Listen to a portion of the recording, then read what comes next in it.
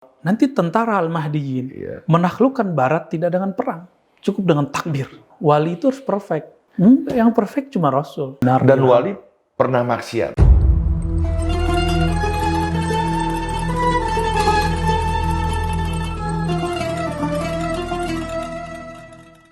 Bismillahirrahmanirrahim. Assalamualaikum warahmatullahi wabarakatuh. Waalaikumsalam warahmatullahi wabarakatuh. Segala puji bagi Allah Tuhan semesta alam. Beliaulah menciptakan perbedaan-perbedaan. Kalau hari ini kita beda tempat, beda warna, ini sekedar kita mencari suasana baru. Salam salawat juga kita panjatkan kepada Nabi besar kita Nabi Muhammad SAW. Beliaulah Nabi pembeda. Luar biasa ya. Mudah-mudahan kita ini nanti bisa bertetangga dengan beliau. Amin, amin. Bahkan ada kekasih-kekasih lain di bawah-bawahnya itu. Ada para wali-wali yang harus kita kenali dan jangan-jangan dia hidup bersama kita.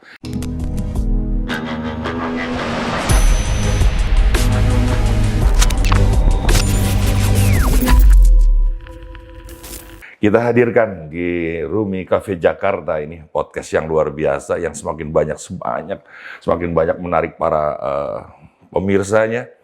Dan ini guru kita, sahabat kita yang sekarang juga tampilnya beda dengan tongkat. Buya Ar-Razi. Sehat Buya Ar-Razi, Assalamualaikum. Assalamualaikum warahmatullahi wabarakatuh. Luar biasa Buya nih hari ini nih. Hartanya yang luar biasa. Semakin kelihatan Buya itu sebagai sebuah pejuang. Masya Allah. Ya, sebagai seorang satria. Amin, ya. amin. Mudah-mudahan kita ini bisa berjuang bersama dengan Buya Ar-Razi. Amin ya Rabb. Buya, kita ngomong tema kita hari ini adalah wali-wali Allah yang turun tangan kelak nanti di akhir zaman. Ya, ya. Saya kan dari dulu pernah mendengar bahwa ciri-ciri akhir zaman itu ada matahari terbit di barat, sementara biasa di timur. Nah ini pengertiannya, ini pengandaian atau ini apa ya Bu ya? Saya pernah mendengar kabar bahwa nanti orang Barat yang dibilang itu banyak kafir tiba-tiba dia memeluk agama Islam. Atau bagaimana Bu ya ini? Baik. Bismillahirrahmanirrahim. Alhamdulillahirabbil wassalatu wassalamu ala sayyidil mursalin wa ala alihi wa ashabihi ajma'in. Hadis tadi Bang Dik. Itu bisa dibaca dengan dua pendekatan. Ya. Pertama, pendekatan yang zahir, bahwa benar-benar terbit dari barat. Oh ya. Dan itu jumhur mayoritas ulama seperti itu. Namun ada pendekatan lain, interpretasi, salah satu cara mensyarah hadis, mengartikan bahwa nanti sang pelita itu akan menyebar sampai ke barat. Saya sebagai orang yang santri hadis, jadi jangan dikira saya guru besar Bang Dik. Kalau perut besar sih Bang Dik lebih besar dari saya. Tolong diedit itu. Yang tepat itu makna yang pertama. Namun mengenai kebangkitan di timur, ada cahaya di barat, itu memang ada hadis yang lain, bukan hadis yang barusan. Jadi mohon maaf saya harus meluruskan. Ya. Di dalam beberapa riwayat yang derajatnya tidak sampai sahih tapi minimal hasan, Nabi menyebut kebangkitan ada dari arah timur. Tapi jangan GR dulu. Dajjal, Kazzab itu juga dari timur. Jadi sama-sama dari timur. Waduh. Jadi orang beriman seberiman imannya keimanan ada di timur, sedajjal-dajjalnya juga ada di timur gitu. Iya. Lalu dalam hadis Nabi itu dikatakan bahwa nanti tentara Al-Mahdiyin menaklukkan Barat tidak dengan perang, cukup dengan takbir. Berarti takbir yang mereka lafazkan ini beda dengan takbir saya dan takbir Bang Dik harian ini. Takbir kita, semut pun tidak pernah respect kepada kita. Apalagi musuh. Apalagi suatu benua Barat, nggak mungkin. Benua Eropa, Australia, Amerika. Takbir seperti apa yang bisa menundukkan itu? Nah ini yang sedang dipersiapkan oleh para kekasih-kekasih Allah itu. Yang dulu ketika Nabi Muhammad sudah dihunuskan pedang dalam hadis Imam Bukhari, lalu orang itu bertanya, musuh ini bertanya, siapa yang melindungi engkau daripada pedangku? Apa jawaban Nabi Muhammad SAW? Allah. Langsung lemas. Allah tambah lemas. Yang ketiga dia langsung jatuh. Masya Allah. Ini dalil paling kuat yang bisa membuat saya paham kenapa nanti benua-benua yang jauh di sana itu bisa ditaklukkan dengan takbir. Barangkali yang paling tepat untuk menyebutkan Barat hadis yang tadi. Bahwa Barat itu karena mereka negeri yang intelektualnya bagus, mereka kritis, mereka ketika melihat cahaya keilmuan, nur kesantunan, nur ma'rifatullah, itu mereka akan menerima tanpa perlu perang. Luar biasa. Sebelum jauh nih, pengertian wali sendiri dulu deh. Wali, karena kita tahu ya wali nikah yang mewakili kedua pasangan, wali murid yang mewakili murid yang bersekolah di sekolah dasar, SMP, SMA, dan lain-lain. Tapi kalau wali Allah tuh apa sebenarnya? Apa Allah butuh seorang wali, sementara dia juga bisa melakukannya sendiri? Yang memerlukan Allah itu si wali. Allah nggak butuh. Wallahu ghaniyun 'anil 'alamin. Allah itu maha kaya, tidak membutuhkan alam semesta. Wali ada dalam struktur alam semesta. Kalau tidak ada wali, maka alam ini hancur. Maka Nabi mengatakan, la taqumus sa'ah hatta la yuqalu fil ardi Allah, Allah. Kiamat tidak terjadi sampai tidak ada lagi yang membaca Allah, Allah. Inilah zikirnya para wali. Yang kemudian dibid'ahkan oleh orang-orang yang tidak mengerti ilmu kewalian. Bukan berarti setiap orang yang zikir Allah, Allah wali, belum tentu. Mungkin dia muridnya wali, kenalannya wali, atau orang yang punya sanad keilmuan kepada wali. Lalu siapa wali itu? Saya jawab dengan hadis, lalu dengan Quran. Karena nanti nyambung. Nabi ditanya dalam sebuah riwayat Abu Nuaim, Man awliya Allah? Siapakah wali-wali Allah itu? Lalu Nabi ditanya, menjawab, Man idza ru'u dzukirallah. Orang yang jika engkau pandang, engkau visualkan, engkau ingat, membuat kamu terhubung, terkoneksi kepada Allah. Wow. Siapa kira-kira Bang Dik? Jawab sendiri dalam kalbu ya. Buya lah. Jangan bilang saya. Saya hamba Allah. Ya, hari ini kan saya memandang Buya. Kalau kameramen terhalang oleh lampu.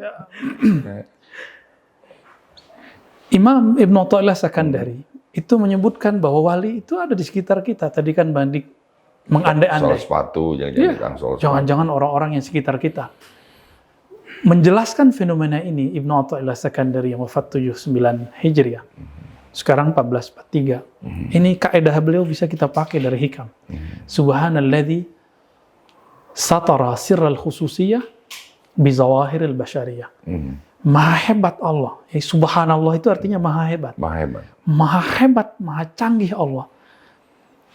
Yang menyembunyikan, yang menyisipkan, menyempilkan, kalau bahasa orang Jawa, kekasih-kekasihnya, rahasia-rahasianya pada orang-orang yang secara zahir berpenampilan seperti manusia biasa. Mungkin dia seorang kameramen, ya, mungkin dia seorang seniman, mungkin dia seorang yang zahirnya kita lihat bermaksiat, tapi batinnya selalu koneksi dengan Allah dan dia mencari jalan kepada Allah. Karena wali itu ditentukan langsung dengan ilmunya yang qadim. Wali itu, walaupun secara zahir itu proses seseorang menjadi wali, tapi batinnya itu sudah ada dalam ilmu Allah. Fudail bin Iyad, walaupun beliau mengalami proses pernah menjadi preman, pernah menjadi seorang yang paling nakal di dunia. Jika ada orang bawa barang, itu dia rompak. Kalau di laut itu perompak. Kalau di jalan dia menjadi qat'ut thariq, penyamun, maling. Untuk apa? Untuk dibagi-bagikan juga. Bukan untuk dirinya sendiri. Mirip-mirip Sunan Kalijaga. Tapi Allah menginginkan lain. Batin dia selalu bergelisah. Kayaknya bukan ini yang aku cari. Maka kita jangan GR dulu. Jangan merasa sok suci dulu dengan ketaatan kita yang ada. Siapa tahu orang-orang yang kita anggap hina hari ini, mereka lah kekasih-kekasih Allah. Nanti di saat kita berubah jadi durhaka, mereka menjadi kekasih-kekasihnya. Masya Allah, kemurahannya Allah. Lalu yang kedua ayat Al-Quran. Siapakah wali Allah? Ala inna awliya Allah la khaufun alaihim wa lahum yahzanun.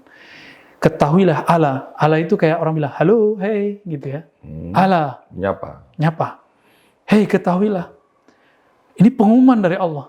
wali-wali Allah itu orang-orang yang di kolbunya ada kestabilan rohani, kematangan rohani.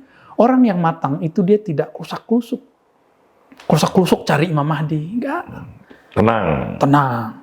Tidak was-was, la khauf. Walaupun berat, ini zaman kita sangat berat. Belum lagi pandemi, belum lagi vaksin yang ada yang memalsukan vaksin. Ada yang menyuntikkan sehari itu ternyata bukan vaksin. Betul-betul belum lagi nanti orang-orang yang menari dalam penderitaan masyarakat sekarang. Kita nggak usah panik. Emang beginilah alam. Semakin kacau, semakin zalim, semakin dekat kemunculan Dajjal dan Mahdi. Berarti wali-wali Allah semakin banyak. Dan sekarang ini masa, Bang Dik. Allah cabut para ulama, Allah angkat para wali, berarti harus ada yang bertugas. Ada pergantian. Karena tidak ada satu saat di muka bumi, kecuali ada kekasih-kekasihnya. Dan itu berganti. Malaikat aja ada shift-shiftnya. Pagi, sore. Masya Allah ya, berarti ada lowongan nih buat jadi wali. Mau daftar dulu. Tapi kenapa ente pada pengen jadi YouTuber sih? Ingin jadi kekasih Allah. Masya Allah. Buya, sebelum kita jauh tentang wali-walinya, ada wali kecil, ada wali besar. Ya, wali kecil ini penting untuk mengingatkan bahwa Sunan Gunung Jati itu wali besar. Wali Songo itu wali besar. Tanpa wali kecil ini kan tidak ada wali besar yang menunjukkan. Nah, wali kecilnya yang seperti apa kira-kira ya? Kembali ke ayat tadi dan hadis tadi. Ayat itu menyebutkan orang itu tidak takut dan tidak galau, tidak ada rasa sedih yang berarti. Wow. Bang Dik ketika masuk ke satu negeri, yang di negeri itu kita kenal dengan penguasa negeri. Takut nggak masuk ke negeri itu? Ya. Nggak takut nggak? Kita kenal baik. Tapi kita masuk ke satu kampung, satu negeri, dan kita punya akses kepada pemilik kampung. Ya nggak takut lah. Nggak takut. Kenapa? Kenal. Dekat, kenal. Jadi kalau ada orang ganggu gimana? Bilangin aja sama dia. Nah, kira-kira begitu. Waduin lo. Ya. Maka kewalian itu bukan masalah ibadah yang banyak. Tapi? Bukan masalah penampilan yang horor pakai. Sengaja saya bawa tongkat hari ini.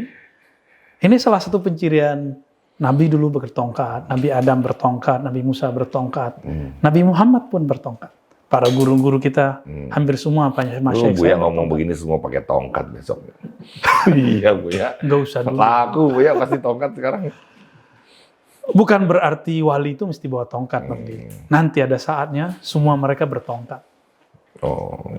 Nabi Musa punya tongkat, bukan tongkatnya yang sakti. Tapi ada perintah ilahi mengatakan, hei Musa, pukulkan tongkatmu. Jika tidak ada kalam ini, maka tongkat itu sama dengan tongkat-tongkat yang lain. Tapi itulah tongkat paling mulia di zamannya. Yes. Setelah muncul Nabi Muhammad, maka tongkat yang dipegang Nabi Muhammad lah yang paling mulia. Karena beliau pegang kemana-mana, beliau bawa kemana-mana. Tapi ini pencirian yang zahir. Jangan terjebak, wali itu bukan pencirian yang zahir. Tapi seperti yang dikatakan Ibnu Athaillah, Allah sembunyikan. Maka wali ini kita bagi 3, Bang Dik. Menurut kitab-kitab yang kita baca, Awariful Ma'arif, Imam Surawardi, jadi ini bukan ilmu baru. Dan saya wajib menyampaikan, kenapa? Karena Indonesia sudah menampilkan wali aneh-aneh. Seperti dulu Al-Habib Ja'far Assegaf. Dan itu dikasih panggung oleh teman-teman kita Nahdiyin. Lah, akhirnya orang kan mempertanyakan kekiaian para Nahdiyin, walaupun saya bukan bagian dari struktur itu, tapi guru-guru saya kan banyak dari mereka. Saya harus menjelaskan secara metodologi keilmuannya, posisi Habib Ja'far Al-Kaf itu di mana? Kewalian bagian mana? Belum lagi, dan uniknya ini habaib semua, Bang Dik, zuriat Nabi. Dan kita sebenarnya menunggu penjelasan dari para habaib sendiri. Tapi karena belum ada yang menunggu, pertanyaannya sudah datang kepada kita, dan alhamdulillah Allah sudah memberikan bahan-bahannya oleh guru-guru kita dan kitab-kitab yang ada, ya kita jelaskan. Walaupun di sana, luar sana ada yang keberatan, tapi kalau kita nggak jelasin, siapa lagi yang jelasin? Yes. Ya. Mau ditutup-tutupin terus. Mau nanti orang akan menghujat yang, kalau dia benar-benar wali, kita hujat bagaimana? Contoh, ada seseorang yang dianggap gila oleh orang yang nggak ngerti. Ternyata dia wali, gimana? Jadi gila bisa dia. Bahaya. Karena masuk ke dalam hadis Imam Bukhari, man adzali waliyan atau man adali waliyan faqad azantuhu bil harb. Yang memerangi waliku, aku akan perangi balik dia. Berani Bang Dik. Jadi kalau kita ejek di seorang wali, dia kayak gila atau dia menunjukkan sesuatu yang kita nggak respect, Allah bisa-bisa tidak respect kepada kita. Maka wali kita bagi 3. Ada wali yang disebut wali wali umum. Maka semua orang beriman yang percaya kepada Allah, ini adalah wali Allah. Makanya pencirian di ayat tadi, allazina amanu, orang-orang yang beriman dan mereka yattaqun, mereka bertakwa. Tapi yattaqun itu di situ aktif ya, dia selalu berusaha menjaga ketakwaan dan dia takut ketakwaan itu hilang dari dirinya. Berarti orang beriman belum cukup, dia harus sampai kepada maqam at-taqwa. Dan Nabi mengatakan at-taqwa hahuna, takwa di sini. Berarti takwa itu puncaknya adalah mengenal Allah Subhanahu wa Ta'ala.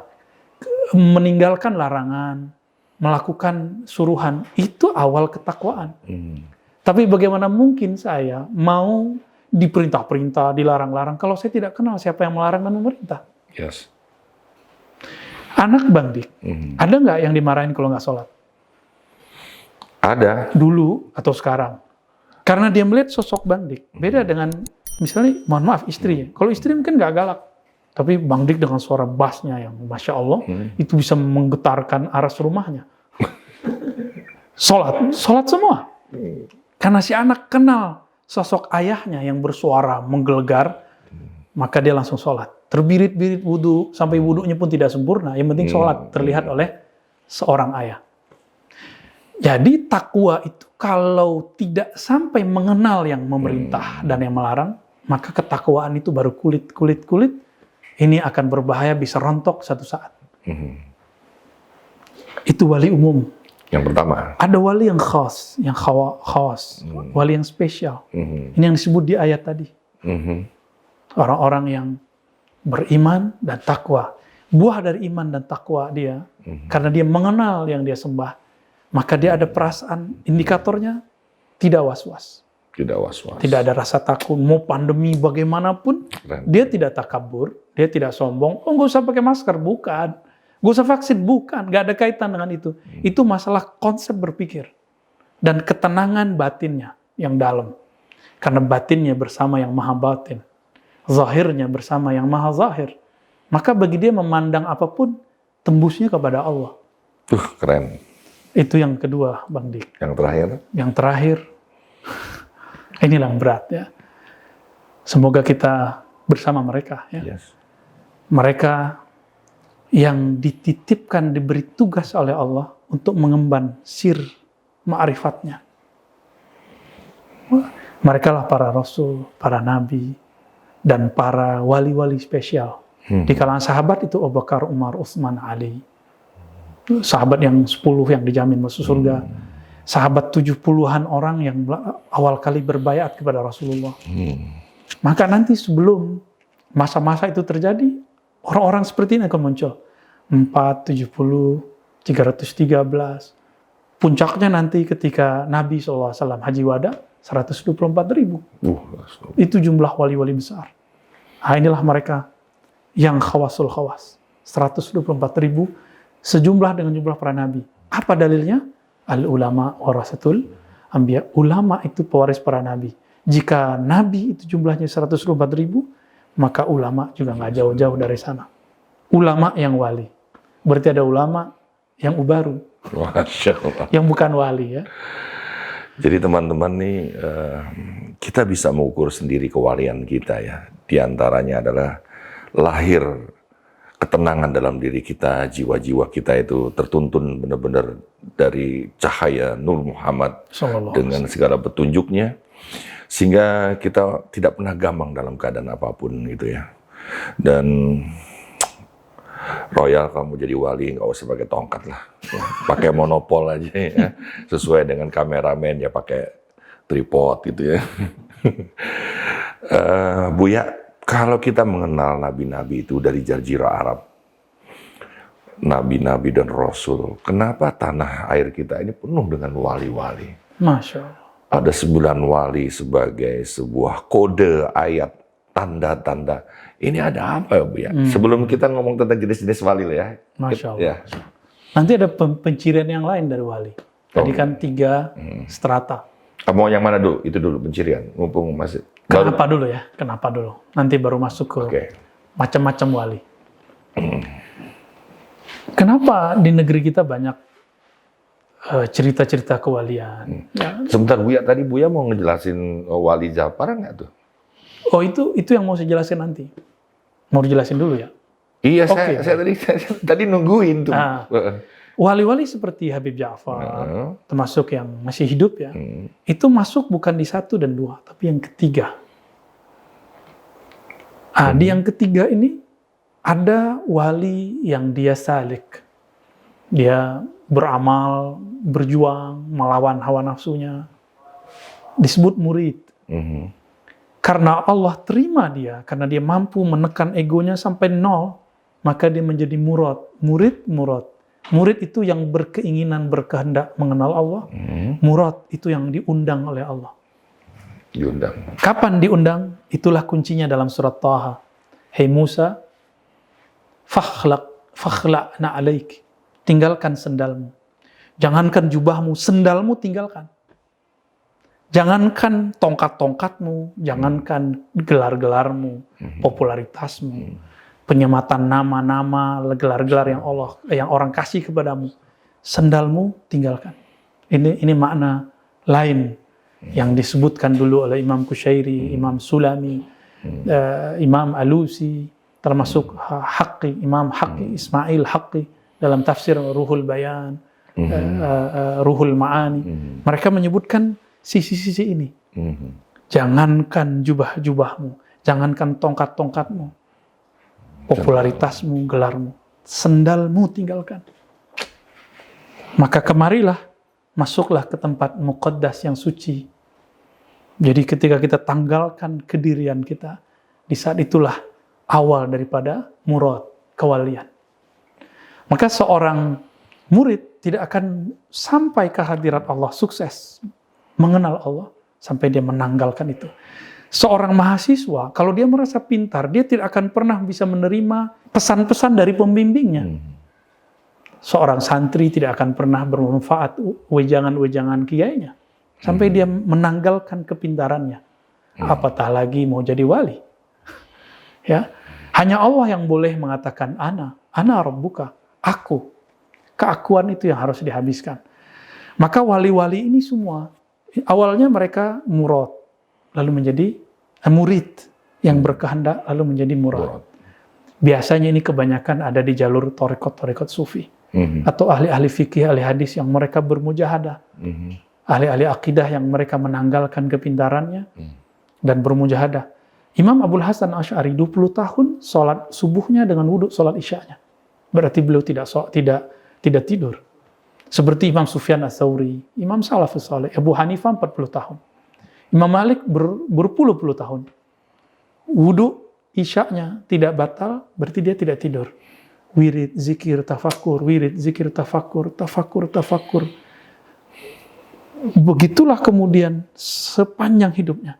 Bahkan Sufyan Ats-Tsauri ketika tertidur dari wirid malamnya, dia nangis di siangnya. Kita tidak sanggup seperti mereka. Inilah yang disebut jalan kewalian sufi, yang kita sebut sekarang ilmu thariqat, ilmu tasawuf. Maka hari ini teman-teman, benarlah kata Imam Qushairi di abad ke-5, penampilan masih seperti penampilan mereka. Kemah-kemahnya masih seperti kemah mereka. Bahkan kamarnya, hiasannya masih sama seperti hiasan mereka. Tetapi permaisurinya bukanlah permaisuri mereka. Penampilan masih penampilan wali, penampilan sufi, tapi nur di dalamnya bukanlah nur kewalian yang dulu diwariskan. Itu di zaman beliau abad ke-5. Apalagi kita. Maka saya tidak merasa pantas jadi wali, Bang Dik. Kecuali Bang Dik, nama anaknya wali. Bapaknya wali. Terus ada yang kedua, wali Allah, kekasih Allah, yang kita sebut dengan wali malamatiyah. Malamatiyah atau mulamiyah. Ini dibuat kaedahnya oleh Imam Suhrawardi, ahli hadis, al-hafiz, al-faqih, murid juga dari Imam Al-Kutub Rabbani Abdul Qadir Jilani. Apa kata beliau? Saya suka baca kitab beliau karena disusun dengan metode gabungan ahli hadis, ahli akidah, ahli tasawuf. Indah sekali baca kitabnya, 2 jilid. Apa kata beliau di sana? Malamatiyah itu man la yudminu syarran, yang tidak pernah menyimpan keburukan. Kullu ma siwallah syarr. Segala selain Allah itu buruk. Kecuali yang ada nur Allah di dalamnya. Mereka tidak pernah menyimpan sesuatu pun di kolbunya selain Allah. Tetapi la yuzhiru khairan. Dia tidak pernah menampilkan kesolehan zahir. Maka wali-wali inilah yang diceritakan oleh Imam Nuthailah tadi. Dan mereka ini lebih misterius daripada wali-wali biasa. Lebih dalam, karena dia sanggup menyembunyikan kewaliannya di saat orang-orang euforia dengan pengalaman batinnya, penemuan-penemuan keilmuannya. Dia menahan. Itulah makna yang disebutkan dalam Al-Quran. Wastaqim kama umirta. Hai Muhammad, kata Allah, tahan apa yang aku perintahkan kepadamu, sebagaimana engkau diperintahkan. Itulah yang Nabi katakan, syayyabatni hudun wa akhwatuha. Karena surat Hud ini, kata kalimat ini, sabar, tahan, jangan ember, jangan cerita kepada orang yang bukan ahlinya. Itu membuat Nabi beruban. Jadi Nabi tidak beruban karena istrinya 9, Bang Dik. Duh, jadi saya bingung. Tapi Nabi beruban karena memikirkan hal itu. Lalu yang ketiga, itu malamatiyah. Sebenarnya malamatiyah ini yang dahsyat. Sebenarnya kalau dibahas panjang lagi tuh ya. Malamatiyah itu disitulah Allah menyimpan. Karena sesuatu yang berharga itu disimpan di tempat paling berbahaya. Sehingga orang mengira bahwa, orang masa dia sih? Masih dia sih? Gitu. Jadi tempat penyimpanan paling hebat itu adalah tempat yang menurut orang paling berbahaya. Dan Allah menyisipkan mereka di tengah-tengah orang-orang ini. Jadi kalau mau cari wali begitu, bukan di Zawiyah, bukan di Cafe Rumi ya, bukan di Zawiyah, bukan di Ribat Nuraniyah, bukan. Tapi di tengah kehidupan kita ini, orang-orang ini, mungkin dia berpenampilan yang menurut kita kan membayangkan wali itu zuhud, belum tentu dia berzuhud secara zahir. Wali itu di gunung, enggak ada. Dia mungkin di jurang. tapi baru kali ini ya podcast ya kameramen ikut ngomong. Dan Allah menitipkan rahasia-rahasia itu banyak sekali. Itulah yang disimbolkan Nabiullah Khidir ketika Sayyidina Musa alaihi salatu wassalam mengatakan, aku tidak kenal ada yang lebih tahu dariku. Secara intelektual itu benar. Nabi Musa tidak menemukan, maka dia tidak salah adab. Tapi secara spiritual, itu cara Allah untuk membuat pelajaran, memberi pelajaran untuk Nabi Musa. Walhasil diberikan penanda. Coba, apa hubungannya antara ikan dengan Nabi Khidir? Apa hubungannya? Kan nggak ada. Iya. Maka hubungan-hubungan yang puzzle seperti inilah yang bisa disadari oleh orang-orang tertentu mengenai man huwal wali al-malamatiyah. Rahasia-rahasia itu ya. Wali-wali malamatiyah yang megang rahasia itu. Ya.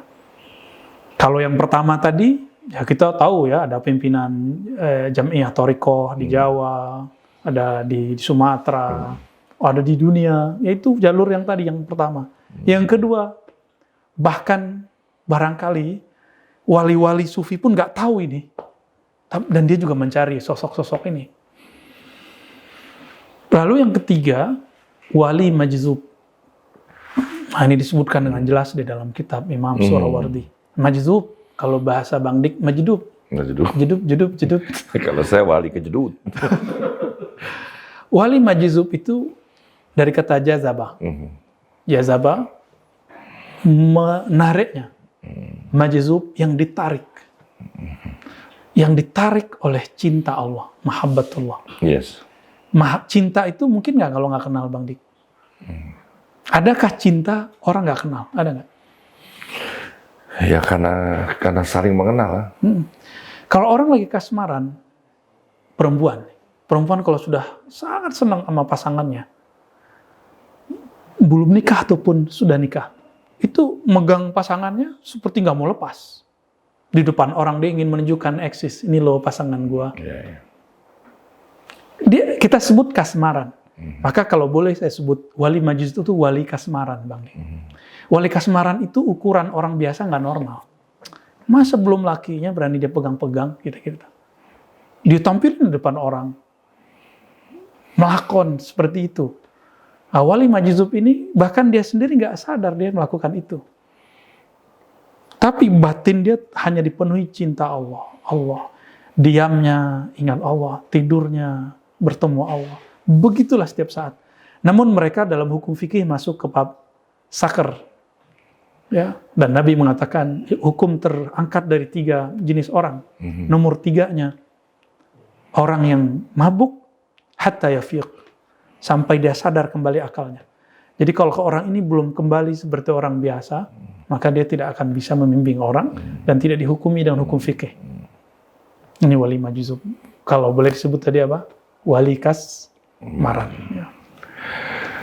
Mereka tidak bisa jadikan mursyid, tapi pasti akan banyak yang memanfaatkan mereka. Saya akan tanya itu.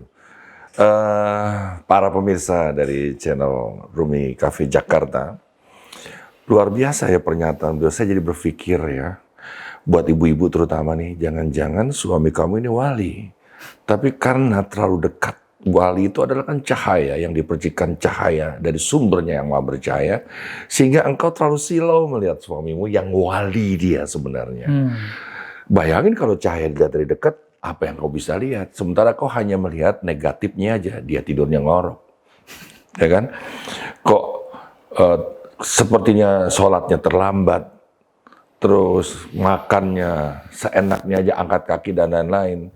Tapi anehnya, suamimu banyak didatangi orang-orang. Kenapa begitu? Karena melihat cahayanya dari jauh.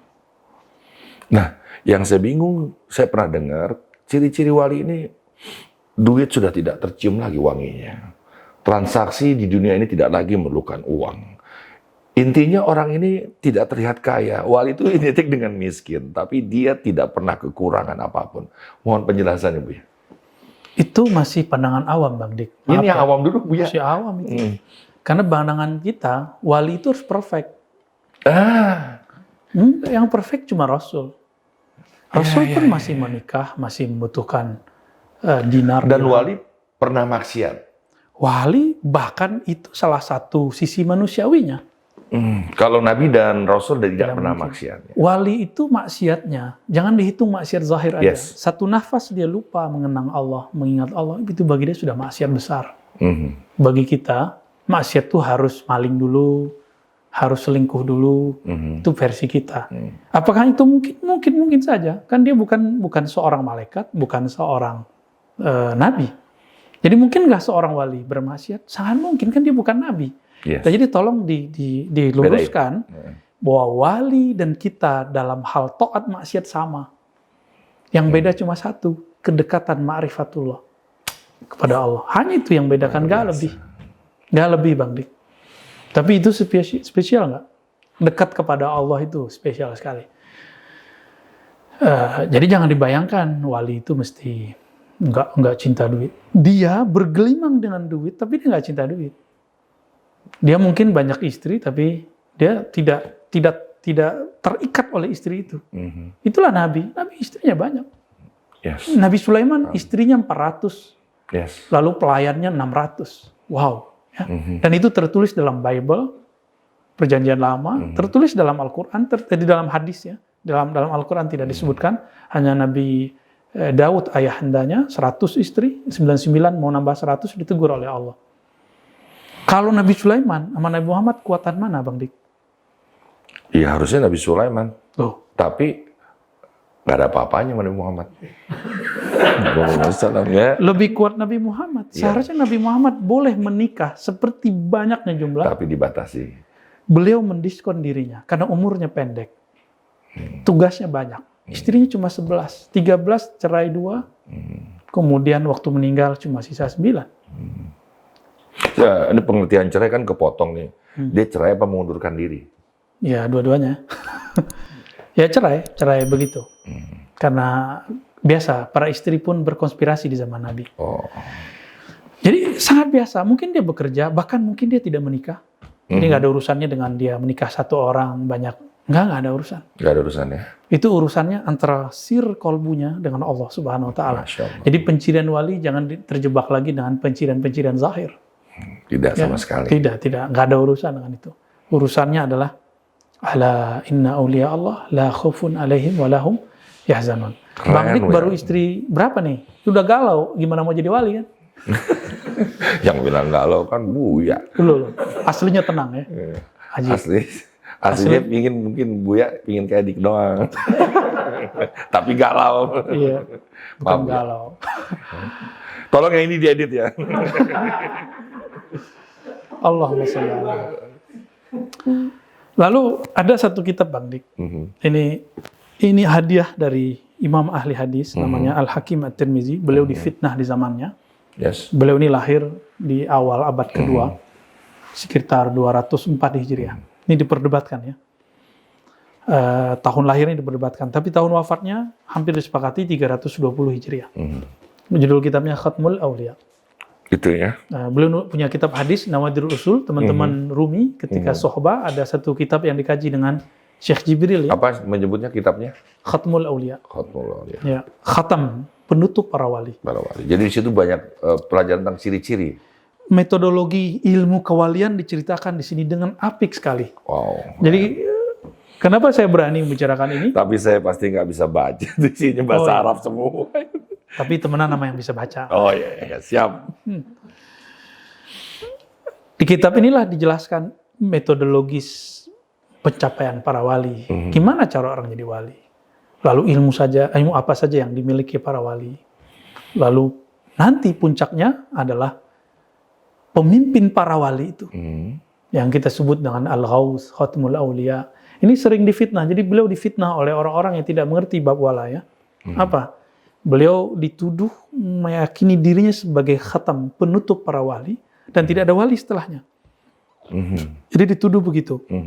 Hal yang sama dituduhkan kembali kepada Imam Ibn Arabi, yang beliau mengatakan, akulah khatmul awliya, khatam, penutup. Ya. Ternyata makna khatam bukanlah penutup, tapi maksudnya puncak. Puncak wali di zamannya. Jadi setiap zaman tuh memiliki puncak-puncak kewalian. Puncak-puncak kewalian. Maka wali-wali yang disebut Al-Ghaus, ya, yang mereka idza aqsama 'ala Allah ambarahullah. Jika dia bersumpah berdoa, Allah kabulkan doa-doanya. Itulah wali-wali Al-Ghaus. Ini diceritakan metodologi. Buya, itu sedikit lah, ada 2 halaman saya lihat di situ yang mencirikan. Ini biar teman-teman udah nggak gelisah lagi yang mencari tentang Imam Mahdi ya. Karena jelas banget ada 7 dan 4 ciri-cirinya itu tadi. Buya, itu penting sekali Buya. Ini jauh-jauh hari sebelum kita bahas Mahdi loh ya. Ya. Jadi kalau mau tahu wali sekarang, nanti Imam Mahdi nanti Bang. Ini ada 7 pencirian yang zahir. Nah ini penting ini teman-teman semua. Ada 4 pencirian batin. Ini sebenarnya sudah kita kaji di beberapa majelisnya. Yang pertama, memandangnya membuat kita terkoneksi kepada Allah. Wow. Yang kedua, mereka punya sultanul haq. Jelasin. Sultan kekuasaan al-haq yang hak. Artinya dia punya akses khusus kepada Allah. Tembus. Iya, punya energi yang besar yang Allah titipkan ke dalam kalbunya. Insya Allah. Ibarat orang punya kartu khusus kepada Allah. Ya. Kemudian ini di halaman 184 cetakan Al-Maktabah As-Saqafiyah Diniyah. Ya. Kemudian yang berikutnya punya firasat yang tajam. Ini siapa aja yang punya ini? Biasanya dia wali. Insting ya. Dia bisa melihat di balik. Ini di atas insting. Karena insting ini masih binatang pun punya. Kalau menembus dinding ini menembus waktu ya. Lebih dari itu. Ya. Masya Allah. Lalu ada ilham. Ilham. Ada kemudian penjagaan dari Allah. Allah jaga mereka.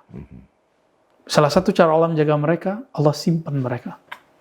Karena makanya wali harus disembunyikan. Tapi ada beberapa wali yang dimasyhurkan. Itu pun dijaga dengan perangkat-perangkat keilmuan kah, atau perangkat-perangkat yang lain. Materi kah, pasukan. Ini wali masyhur. Wali masyhur. Kalau wali yang tidak masyhur, seperti tadi. Dan mereka dijaga, kenapa? Karena mereka ada tugas. Ada wali yang bertugas sebagai pengemban keilmuan. Maka mereka kutubul irfan. Ada wali yang mengemban rahasia-rahasia pengamanan alam semesta, maka dia menjadi disisipkan kepada para pemimpin. Tugas-tugas wali. Ya. Ada yang kepada para militer, ada yang kepada para pedagang. Jadi jangan-jangan di antara pedagang, pengusaha-pengusaha hebat itu ada 1-2 di antara mereka yang wali. Wah, luar biasa. Jadi jangan dikira, ya saya sedih ketika ulama wafat. Tapi jangan sedih-sedih amat. Kan Allah Maha Hebat. Allah sembunyikan, sisipkan di mana-mana. Dan itu akan berganti. Jika malaikat dengan mudah Allah ganti asar subuh. Bagi saya, wali itu Allah ganti semudah itu. Ya, sekedip mata oleh Allah SWT. Lalu yang ke-6, iltifaqul alsina bisana alaihim. Para wali-wali yang lain, orang-orang soleh, sepakat bahwa dia ini memiliki ilmu kewalian. Ini yang zahir. Mempunyai ilmu kewalian. Illa man ibtuliya bihasadim, kecuali orang yang diuji dengan hasad. Masa situ wali gitu. Ya. Dan yang ke-7 ini yang paling penting. Allah beri karomah. Doanya mustajab. Yes. Tapi itu nomor 7 loh Bang. 7 ya. Nomor 7 ini saya bagi lagi. Ada karomah yang zahir, ada karomah yang batin. Maka yang batinnya disebutkan dalam ujung kitab Muhadatsatul Khidr. Bisa berkomunikasi dengan gurunya para nabi, selain Nabi Muhammad, itu berguru ke Nabi Khidir. Itulah gurunya para wali ntar. Di bab itu saya ingin bertanya, Buya. Kalau wali-wali punya kelebihan karomah, kan tugasnya dia menyelamatkan bumi yang hancur ini. Seperti mendoakan agar pandemi ini cepat selesai, atau Palestina dengan Israel segera selesai. Ini kemana mereka ini, Buya? Itu baru tadi yang zahir ya. Terus doanya dikemanain. Wali itu saya gantilah istilahnya. Orang yang kenal Allah. Orang yang kenal Allah. Kalau Allah dikenali mereka, berarti mereka kenal nggak dengan kehendak Allah? Mereka tahu nggak nih Allah lagi punya skenario apa? Oh, yes. Karena mereka kenal Allah lagi maunya apa, sedang merencanakan apa. Ketika orang-orang di dunia ini sedang bermakar kepada manusia yang lain, Allah kan juga punya rencana lain. Dan dia menyebut dirinya khairul makirin, sebaik-baik yang merencanakan sesuatu. Maka seorang wali faham. Inilah yang diajarkan Nabiuna Khidir kepada Nabiuna Musa. Apa kata Nabiuna Khidir? Hei Musa, kamu tidak akan sanggup bersamaku. Ya, dia nggak akan sanggup. Kata Nabi Musa, oh insya Allah sanggup. Jalanlah mereka. Terjadilah lakon pertama, action pertama, peran pertama. Anak kecil dibunuh. Dalam hukum Nabi Musa, membunuh anak dibunuh balik. Kisos namanya. Tapi berlaku nggak dengan Nabi Khidir? Nggak berlaku. Ketika Nabi Musa hilang kesabarannya, maka Nabi Khidir mengatakan, apa kataku, kamu tidak sanggup. Nah, berarti saat itu, siapa yang faham kehendak Allah? Nabi Musa faham hukum Allah, tapi Nabi Khidir paham kehendak Allah. Nah, ini dua makrifat yang berbeda. Yes. Maka orang yang disebut wali, dia paham kehendak Allah. Karena dia tahu kehendak Allah, dia tidak berani minta supaya pandemi diangkat hari ini, saat ini. Buya, saya jadi keinget Buya dengan doa Buya tadi barusan. Sahabat Rumi Cafe, saya ini pernah melihat ada orang dengan jubahnya yang luar biasa, keislamannya terlihat nyata secara johir. Saya pikir ini salah satu kekasih Allah ini. Tapi begitu dia berdoa, saya nggak jadilah menganggap dia seorang wali yang spesial. Karena doanya begini, ya Allah, angkatlah pandemi ini ya Allah. Setahu saya, emang pandemi diturunkan oleh Allah, kenapa nyuruh Allah ngangkat pandemi kan gitu ya. Jadi gimana Bu ya? Ini sindiran Imam Abul Hasan Syadzili. Beliau hidup di abad ke-7 Hijriah, menitipkan sebuah doa yang perlu dibaca oleh orang akhir zaman. Doa ini terhimpun dalam hizib namanya Hizbul Bar. Ini oleh-oleh kita di sore ini, ya, siap malam ini. Apa kata beliau dalam doanya? Ya Rob, celakalah orang yang percaya kepada Engkau, dan celakalah dia, dan celakalah dia. Dia percaya, tapi dia tidak meridhoi kehendak-Mu. Berarti kebalikannya apa? Beruntunglah orang yang percaya kepada Engkau, lalu dia meridhoi kehendak-kehendak engkau. Nah, ini titipan dari beliau. Kita, Bang Dik, percaya Allah nggak? Percaya. Allah sekarang menghendaki, mengizinkan ada orang berkonspirasi kah namanya, menyebarkan, saya nggak mau tahu itu urusannya apa. Terserah. Yang penting sekarang pandemi berkembang. Ya kalau kita emang harus kemana-mana harus pakai vaksin, vaksin aja. Iya. Konspirasi, emang udah begitu. Kita Udah begitu. secara zahir nggak bisa menang, tapi batin kita jangan pernah kalah. Ya, walaupun di antara kita nanti ada yang terkena hadiah virus, Bang Dik misalnya meriang gitu ya. Jangan pernah was-was. Katakan, oh begini toh rasanya. Ya. Iya. Allah kayaknya lagi ngasih tahu nih, begini rasanya kena pandemi. Nggak usah putus asa, karena was-was saat orang kena pandemi itu lebih dahsyat daripada virus itu sendiri. Jadi, sederhananya, kemana mereka? Justru karena mereka tahu doa ini untuk nanti di akhir zaman. Ini sudah akhir zaman. Yes. Nanti lagi. Apa kata Nabi ini? Mereka mewarisi sikap kenabian. Inni khabba'tu da'wati. Hadis ini sahih. Aku menyimpan, mengundur doa-doaku. Yes. Beda dengan Nabi Nuh. Beliau wajar seorang 900 tahun lebih. Nabi Ibrahim. Ya, wajar. Mereka sudah mengalami hiruk pikuk pancaroba yang luar biasa. Kita kan baru beberapa tahun ini. Nabi Nuh wajar, maka jangan pernah meremehkan Nabi Nuh. Karena beliau mendoakan, hancurkan mereka ya Allah. Karena kalau melahirkan anak pasti kufur semua. Saya memahami secara manusiawi, ini wajar karena beliau sudah 900-an tahun berdakwah. Ini baru 2 tahun kena pandemi, sudah nggak sabar minta. Masih ingat Nabi Ayub? Istrinya ketika mengatakan, wahai suamiku, kamu kan Nabi. Kenapa nggak minta kepada Allah supaya semuanya hilang? 7 tahun Bang Dik. Itu istrinya yang tadi bertahan. Istrinya yang pertama dan paling bertahan ketika yang lain bubar. Istrinya kan banyak. Dia kan seorang pengusaha. Bubar semua, sisalah yang satu yang setia. Ketika dia mau cari makan 1 bongkar roti, harus menjual rambutnya. Itu dimarahi tapi tidak diusir. Tapi ketika dia mengatakan, wahai Ayub, bukankah engkau seorang Nabi Allah? Mintalah. Jadi seorang istri itu ada kesabaran. Tapi istri ini kan wali juga. Ada kesabarannya, Bang Dik. Akhirnya beliau mengatakan, kamu pergilah. Karena hukumnya Nabi Ayub itu adalah hukum bab kesabaran. Siapa yang tidak sabar di luar barisan. Wow. Ini pelajaran Ayub, ini pelajaran bab sabar. Berat sekali. Itu nama Allah yang ke-99. Berarti yang paling terakhir. Paling terakhir. Teman-teman, ini kita harus koreksi lagi ya. Bahwa memang harusnya kita berdoa, ya Allah, atas pandemi ini yang kau turunkan, kuatkanlah kita semuanya bisa menerima ini semua. Berikan keridhaan. Berikan keridhaan dan lain-lain. Masya Allah. Sabar dan syukur memang nanti akan kolaborasi melahirkan keikhlasan. Dan dengan mudah kita bisa menjalani dengan ini ya. Nah, terakhir itu Bang Dik. Sepakat nggak kalau orang yang menyebarkan virus ini zalim?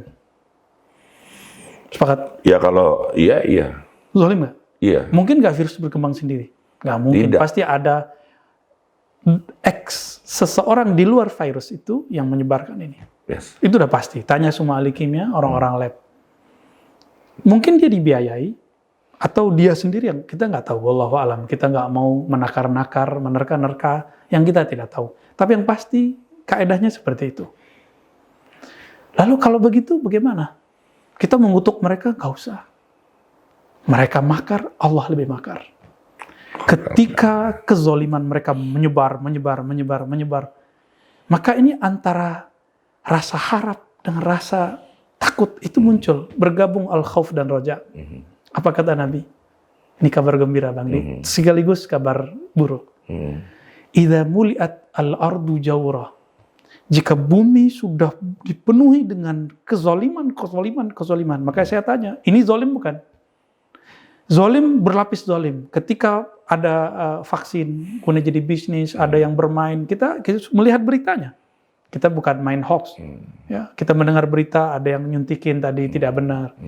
Wallahu alam, kita nggak tahu. Saya bukan orang-orang yang punya otoritas di sana, tapi miris dengan berita ini.